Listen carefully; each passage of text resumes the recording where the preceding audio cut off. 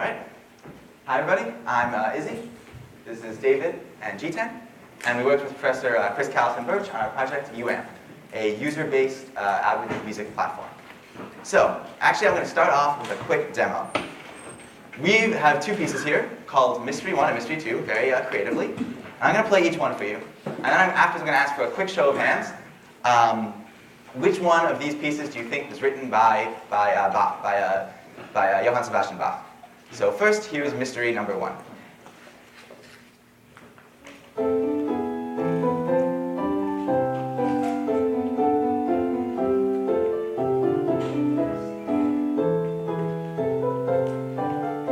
All right, and here's a sample of Mystery number 2.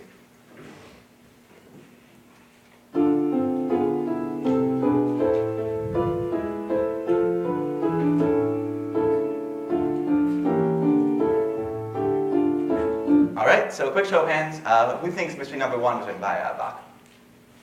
All right. And who thinks it was Mystery 2? So this is a bit of a trick question. You're both right. But technically, Mystery number 2 was written by Bach, and Mystery number 1 was written by our algorithm, Bachify, based on the works of Bach. So that's the question we're trying to answer here. Can computers compose music, or does that require human creativity in some sense? Right? So the idea was, we've built a platform, it's right there in the name, UAMP, that allows for integration of a variety of different music composition algorithms to be run on user input to generate new and complex compositions. So if you're an amateur composer, or you're very serious about composing, or you just dabble in music, right? This is an opportunity to basically turn simple melodic input into complex musical harmonies. So, the basic idea behind it is it's two parts. UAMP is two things. It's that platform that I mentioned earlier, which, as you see up here, there's a space for MIDI input. Anything in the MIDI format, you can, if you have a MIDI keyboard, you can input your own music. You can find files online, as long as it's a single melodic line.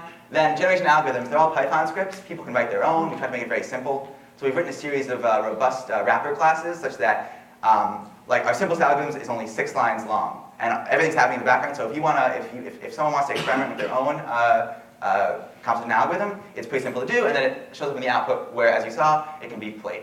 But the other thing that UAMP is, it's a series of algorithms that we've created that range in complexity from incredibly simple and deterministic to far more complex and probabilistic, and based on the machine learning techniques we're going to discuss in a minute. So, just in case people don't know, the MIDI format you might think is a musical format, but it's not actually a sound file. It's actually a series of events, right? Here you'll see a few key signature, time signature, but the important thing is these note on and note off events, right? Basically, a MIDI file is a series of notes of when a note starts playing and when a note stops playing. And so here, actually, we put a lot of work into, like I said earlier, to abstract away from that level and to make it very simple to just see it in terms of notes and songs. And so here is just the sheet music to show that this is basically, these are saying this is Twinkle Twinkle Little Star in the MIDI format and abstracted away into just sheet music. So I'm going to go back and demo a few things. The first was the simplest algorithm we wrote, which is just transpose. It just takes the initial input. Once again, this is Twinkle Twinkle Little Star, in case you don't know it.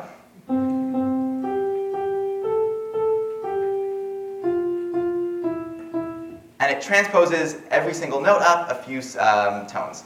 Now this, you'll hear, not particularly interesting at all. But the idea was we thought, okay, we want to be able to model user input, right, to include it in the final product, but to have it also sound original and interesting. So the first thing we did that was interesting was Counterpoint. But this is all generated on the fly, and there's a random component for Counterpoint, so it's going to be slightly different every time. So this is what it sounds like with a counterpoint line, which is another melodic line that harmonizes with the input.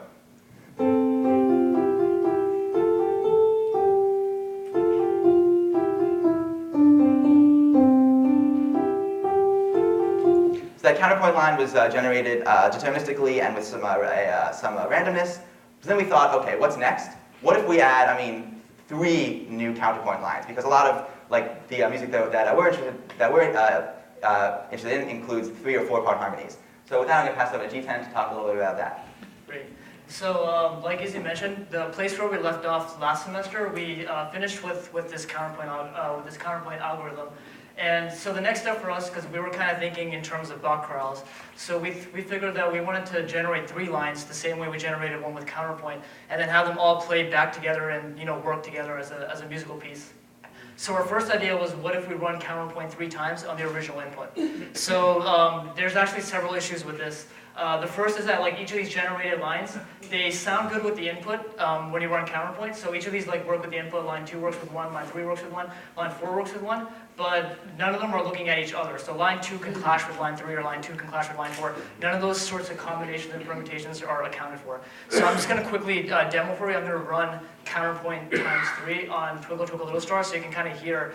It doesn't sound terrible, but there's still a bunch of dissonances going on. So it's not quite as clean as it could be.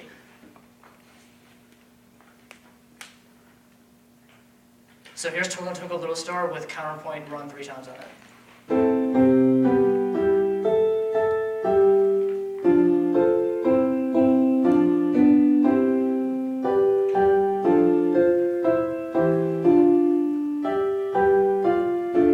So you can see the chords don't sound that great.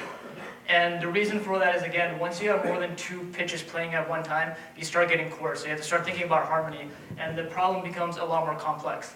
So in order to handle this, what we thought we'd do is we'd turn to Bach. So we went to abstract away, and we decided to use machine learning for that. And so what we did initially was we looked at 400 Bach chorales, and we analyzed every single beat of the Bach chorale. We figured out what chord was playing there. We wrote a utility, and these files were originally in MIDI. But we figured out what chord was playing at every single beat, and then featurized that data set with the window size of 2. So essentially that means that we look at 2 chords beforehand, and then our algorithm uses those 2 chords to make a prediction of what the best possible next chord is based off the data set. So, and you can imagine, there's hundreds of beats per Bach chorale, and there were over about 400 Bach chorales that we trained on. So that resulted in over 15,000 data points that were featurized that we trained our classifier on. And then once we had that, then we were able to generate 3 lines that now follow a specific chordal structure. So I'm going to go ahead and play that for you as well. And I'm going to compare it with Counterpoint 3 just to refresh our memory. So we've appropriately named our algorithm Bachify, which we'll run here. So I'm going to quickly play the Counterpoint times 3 again, so you can hear that. And then I'm going to play the piano version of this 4-part incorporating machine learning.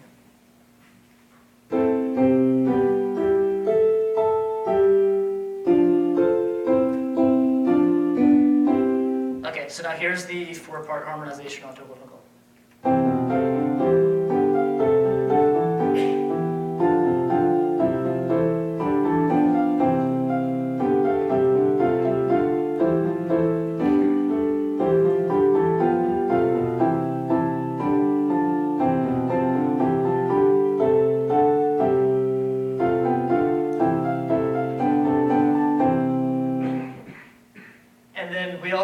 Generate simultaneously. When we do the piano version, we generate an instrument version. So basically each of the 4 voices are assigned to a different instrument, so you can kind of hear the separation a bit better. I'm going to play a little excerpt from that as well. So here's the instrument version of it.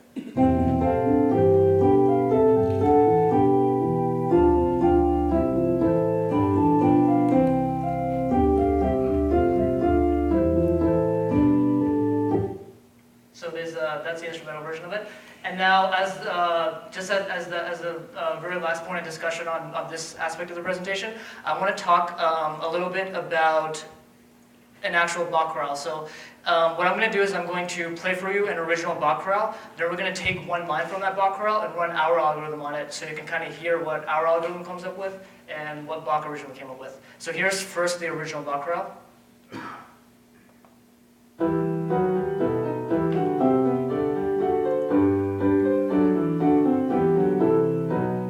Okay, and now here's one of the lines extracted from that Bach chorale.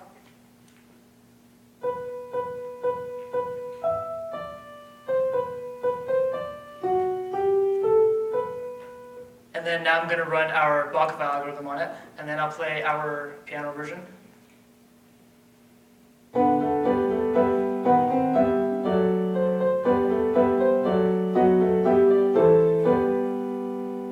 once again, just for contrast quickly, this was the original Bach chorale.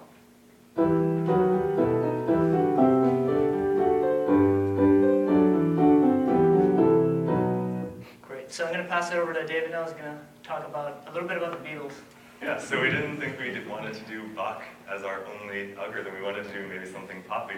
So we thought, let's try to find a Beatles data set and see if we can write Beatles-sounding pop music.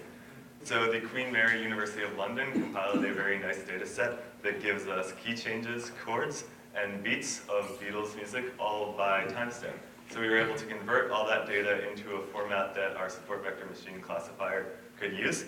And we also wrote an entirely new algorithm to make Beatles-sounding music. The difference in this is that when we predict the chords, it'll be a completely different chord predictor. And we also use a rhythm, a chord line, and a bass line instead of 4-part voices, like a Bach chorale.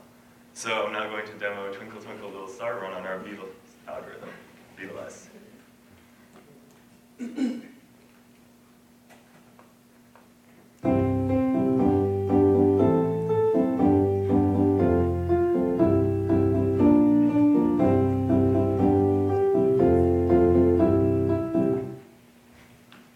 And now for our final demo, we're going to run our Beatles algorithm and our Bach algorithm on the same Bach input line, so you can hear the complete difference in the algorithms. So just a refresher, here's the input line we're going to be using.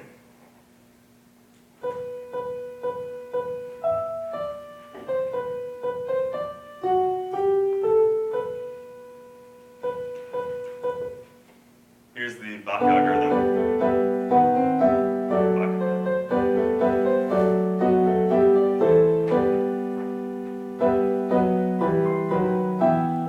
And here's the result of our Beatles algorithm on the exact same input.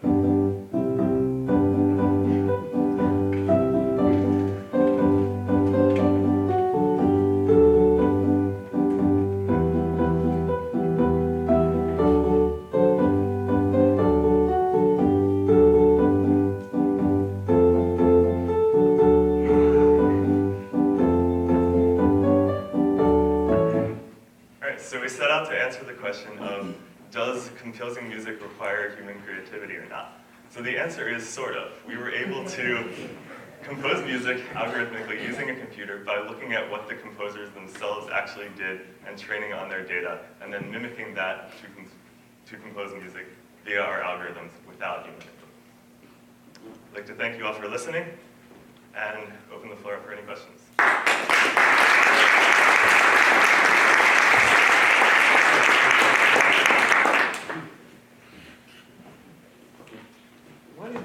I would think that you wouldn't need necessarily a different algorithm for each composer, but that you could look at the data, the historical data, and use the same machine to generate the same style of music of that composer. Why was there a different algorithm needed for one versus the other? Because a Bach chorale uses 4 different voices. That's sort of how the classical music works in that case. We wanted to do something different with the Beatles, which is make a guitar part, a bass part, and a melody line.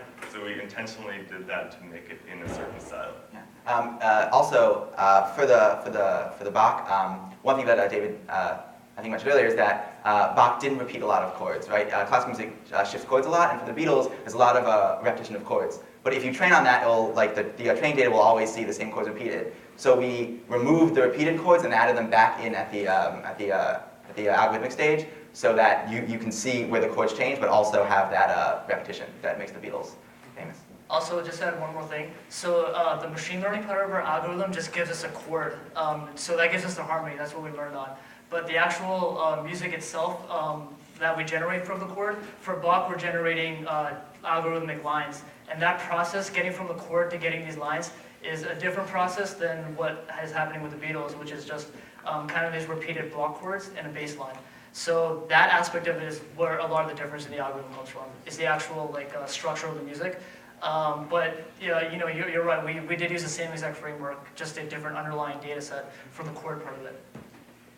How much training in music do you guys have? So for the Bach data set, we used 400 chorales. You personally. Yeah. How much training in music do you have? Sorry, yeah. So I compose in my free time. So I just since sophomore year of high school. So it's been. Do all three? I play a couple of instruments. I don't compose. But Yeah, me too. I just play a couple instruments. And Jiten's underselling himself. He's actually a pretty good composer.